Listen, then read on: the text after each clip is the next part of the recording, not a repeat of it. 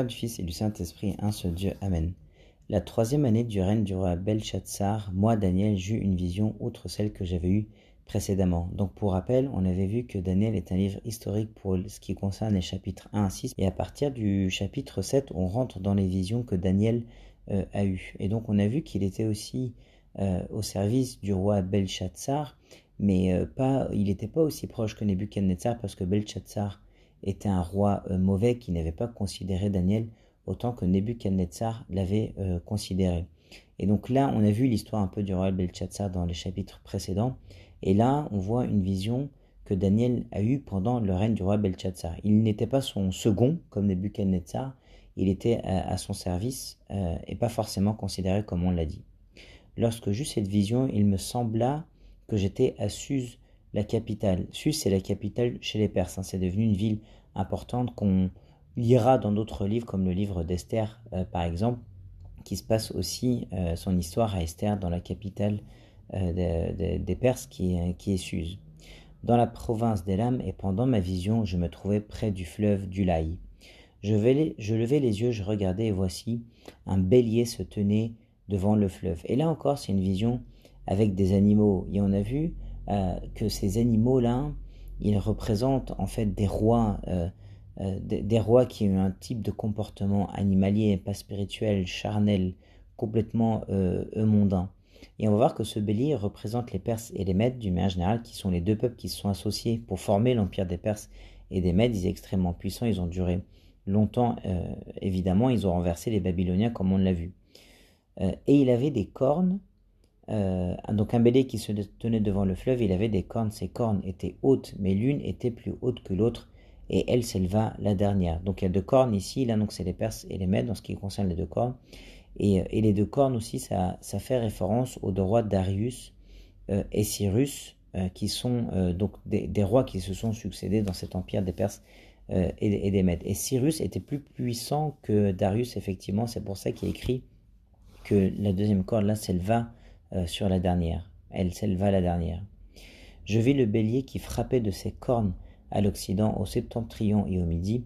Aucun animal ne pouvait lui résister, et il n'y avait personne pour délivrer ses victimes. Il faisait ce qu'il voulait et il devint puissant. Donc là, on est toujours en train de parler des Perses, et historiquement parlant, effectivement, ils ne sont pas allés très loin à l'Orient, à part vers Jérusalem et le peuple d'Israël, évidemment, mais ils sont plutôt allés à l'Occident dans leur conquête, en fait, et rien ne pouvait les arrêter. C'est ce qu'on lit dans ce verset-là, ils étaient très puissants. Comme je regardais attentivement, voici un bouc venait de l'Occident, donc encore un autre animal, ça va être les Grecs cette fois, et parcourait toute la terre à sa surface sans la toucher. Ce bouc avait une grande corne entre les yeux. Donc cette grande corne, c'est Alexandre le Grand, le Grec. Il ne touchait pas la surface comme de la terre, comme il est écrit ici, dans le sens où il allait très vite dans ses victoires et sa domination du monde. Il a dominé le monde extrêmement rapidement, Alexandre le Grand. Il a régné que quelques années et très jeune. Il arriva jusqu'au bélier qui avait des cornes et que j'avais vu se tenant devant le fleuve, et il courut sur lui dans toute sa fureur. Je le vis qui s'approchait du bélier et s'irritait contre lui. Il frappa le bélier et lui brisa les deux cornes. Sans que le bélier eût la force de lui résister, il le jeta par terre et le foula, et il n'y eut personne pour délivrer le bélier. Donc on voit comment les Grecs ont dominé les Perses et les ont vaincus. Le bouc devint très puissant, mais lorsqu'il fut puissant, sa grande corne se brisa. 4 grandes cornes s'élevèrent pour la remplacer aux 4 vents des cieux. Et donc là c'est Alexandre le Grand, ce bouc-là, ou cette corne-là, cette grande corne qui se brise. Et on lit évidemment qu'il a une fin. Évidemment, ces rois-là, ces empires-là, ils ne demeurent pas éternellement. Personne ne peut vaincre la mort, à part le Christ, bien sûr. Donc ils sont tous morts, ces rois. Et donc après lui, son royaume s'est divisé en 4. Il y avait la Macédoine, l'Égypte, l'Asie et l'Asie mineure. Et leur puissance n'était plus la même, évidemment, que sous Alexandre le Grand, mais il y avait une sorte d'unité de ces 4 royaumes-là, mais quand même, le royaume grec, l'empire grec s'est divisé après la mort d'Alexandre le Grand. Et tout ça, c'est annoncé par Daniel des centaines d'années avant. En fait, il a une vision encore sur une longue période, parce qu'il parle des Perses, des Mèdes et des Grecs, et donc tout ça, c'est une période qui est très très longue, qui dure des centaines d'années, 200 ou 300 ans. Et il a ça longtemps avant, évidemment, donc tout cela n'arrive. De l'une d'elles sortit une petite corne qui s'agrandit beaucoup vers le midi, vers l'Orient et vers le plus beau des pays. Et il s'agit ici de la Macédoine. Et on va parler ensuite d'un roi en particulier qui a été terrible, Antiochus Épiphane, dont on a déjà parlé dans les chapitres précédents aussi. Elle s'éleva jusqu'à l'armée des cieux. Elle fit tomber à terre une partie de cette armée et des étoiles, et elle les foula. L'armée des cieux, ici, ça représente les étoiles, ou encore les étoiles, si on veut, c'est les saints en fait. Les saints sont des étoiles qui brillent dans le ciel, ou le peuple de Dieu. Et donc là, ça veut dire qu'il s'est attaqué à Dieu et à son peuple, aux gens, aux saints de Dieu en fait. C'est ça que ça veut dire qu'elle s'éleva jusqu'à l'armée des cieux. Et Saint Jean, d'ailleurs, aussi dans l'Apocalypse, il a vu des étoiles tomber, ou des gens s'attaquer à des étoiles, c'est-à-dire à des personnes qui sont des étoiles dans l'église, et qui sont tombées. Et donc là, tout simplement, ça veut dire que des justes sont attaqués ici par ce roi-là. Elle s'éleva jusqu'au chef de l'armée, lui enleva le sacrifice perpétuel et renversa le lieu de son sanctuaire. Et là, le chef de l'armée, c'est Dieu lui-même qui se fait attaquer. Donc ce roi, Antiochus Épiphane, dont on parle dans le livre des Maccabées aussi, il est le symbole de l'Antéchrist. Il a persécuté le peuple de Dieu comme jamais il a été persécuté dans l'Ancien Testament. Et donc les Juifs à l'époque, et ça se passe en moins 175 environ. Il faisait travailler les Juifs le jour du sabbat, il les persécutait énormément, y compris dans le temple, et tout ça, Daniel l'a vu 400 ans plus tôt, quoi. Et donc Antiochus Épiphane, il a attaqué le peuple et le sanctuaire, ainsi que les gens dans le temple. Vraiment, il a été terrible, et il a même mis une statue de Vénus à l'intérieur du temple, et ça, c'était une catastrophe pour le peuple de Dieu, parce qu'il s'agit d'une idole, c'est un blasphème, c'est un déshonneur total. Il a brûlé le temple, mais il ne l'a pas détruit. Sachant que à l'époque de Tite, le Romain, en 70 après Jésus-Christ, et ça va être prophétisé par le Christ lui-même, le temple de Salomon, il va être détruit, évidemment.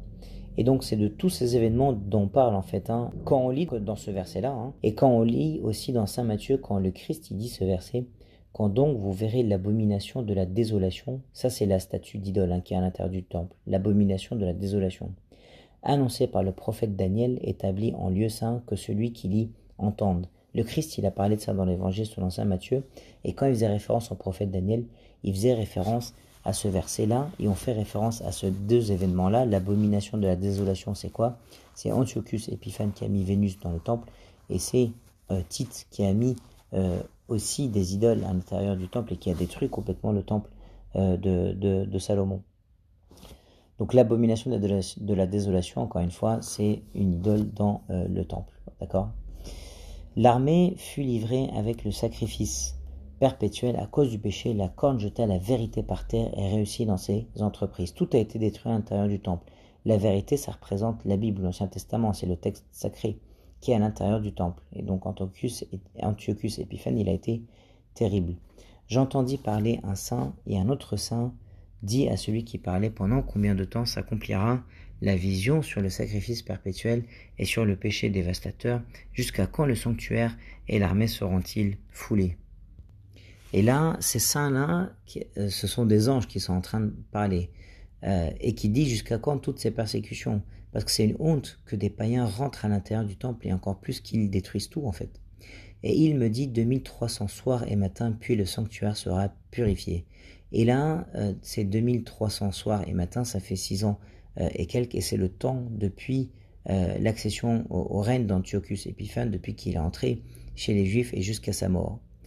Tandis que moi, Daniel, j'avais cette vision et que je cherchais à la comprendre, voici quelqu'un qui avait l'apparence d'un homme se tenait devant moi. Et là, évidemment, c'est le Christ. L'apparence d'un homme, c'est exactement ce terme qui a été utilisé dans le chapitre 7. Il est tellement glorieux, cet homme, ce n'est pas uniquement un homme, mais il a l'apparence d'un homme, il est pleinement divin, pleinement humain, c'est le Christ bien sûr dont on parle ici. Et là, Daniel, ce qui est beau, c'est qu'il demande l'explication, et le Christ lui-même lui apparaît pour répondre à sa prière, en fait, et on voit cette belle relation avec Dieu que Daniel a. Et j'entendis la voix d'un homme, évidemment, il est pleinement humain aussi, pleinement divin, enfin il a l'apparence d'un homme, donc c'est le Christ. Au milieu de lui là, il cria et dit: Gabriel, explique-lui la vision. Et donc c'est uniquement le Christ qui commande aux anges comme ça. Et il est chanceux, Daniel, de voir tout ça et d'avoir Gabriel, l'archange, qui lui explique tout en personne. Il va alors près du lieu où j'étais, et à son approche je fus effrayé. Évidemment, c'est un archange qui s'approche de lui dans toute sa gloire et splendeur et luminosité. Daniel, il est effrayé. et je tombai sur ma face.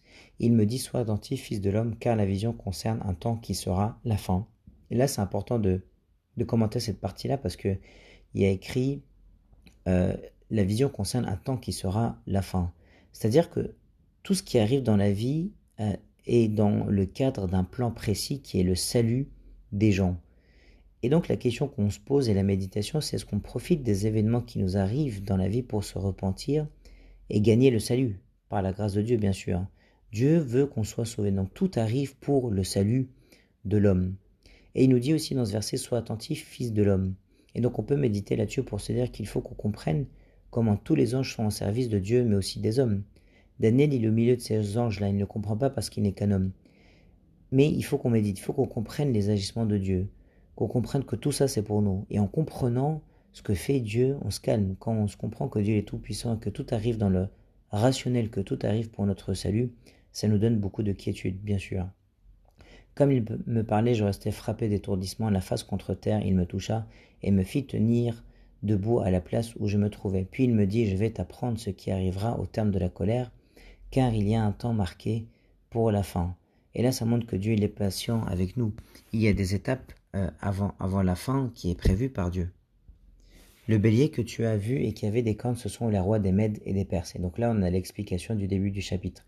Le bouc, c'est le roi de Javan. Javan, c'est la Grèce. La grande corne entre ses yeux, c'est le premier roi. Les 4 cornes qui se sont élevées pour remplacer cette corne brisée, donc Alexandre le Grand, ce sont 4 royaumes qui s'élèveront de cette nation, mais qui n'auront pas autant de force.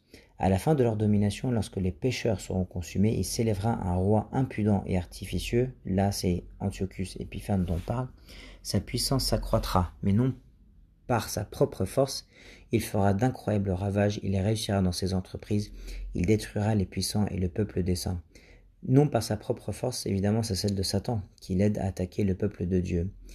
Et on peut douter peut-être de cette puissance du mal, parce que ces temps, ils ont été durs pour le peuple de Dieu. Mais tout cela passe à un moment donné, et la paix vient toujours après. Ce sont des cycles, mais tout est sous le contrôle de Dieu Tout-Puissant. À cause de sa prospérité, du succès de ses ruses, il aura de l'arrogance dans le cœur, il est plein d'orgueil. Il fera périr beaucoup d'hommes qui vivaient paisiblement, et il s'élèvera contre le chef des chefs, mais il sera brisé sans l'effort d'aucune main.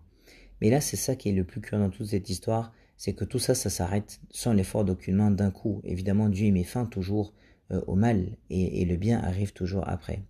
Et la vision des soirs et des matins dont il s'agit est véritable. Pour toi, tiens secrète cette vision, car elle se rapporte à des temps éloignés. Et donc, il y a eu des soirs et des matins, c'est-à-dire que la vision s'est peut-être répétée plusieurs fois, ou elle a duré longtemps. Et en tout cas, il devait la tenir secrète, cette vision-là, au début. Parce que Dieu, il aime que tu gardes tes belles expériences avec lui secrètes, toutes tes belles expériences de prière, ou tous tes miracles dans ta vie, ou toute ta belle relation avec Dieu. Garde tout ça secret, comme la Sainte Vierge Marie qui gardait tous ces événements en son cœur qui lui arrivaient. Et d'une part, cette vision concernait des temps lointains, donc ça ne servait à rien de les raconter tout de suite, et d'autre part, elle aurait pu déranger les gens de l'époque, ou leur faire peur. Donc il fallait la garder, l'écrire uniquement pour les générations, après la garder secrète pour l'instant. Moi, Daniel, je fus plusieurs jours languissant et malade, évidemment après tout ce qu'il vient de voir là, puis je me levai et je m'occupais des affaires du roi. J'étais étonné de la vision et personne n'en eut connaissance. Tout ça, c'est dur à voir pour lui. Il a de la peine pour son peuple et les difficultés qu'il a vues dans cette vision-là. Et dans toutes ces visions, pour l'instant, on ne voit pas ce qui va devenir du peuple qui est en déportation à l'époque de Daniel. Lui, il veut savoir aussi, Daniel, ce qui va se passer dans les toutes prochaines années pour le peuple de façon contemporaine. Mais là, pour l'instant, il voit que des visions lointaines en temps. Mais par contre, ce qui va se passer de façon contemporaine pour lui, c'est ce qu'on verra au chapitre suivant. Et gloire à Dieu éternellement. Amen.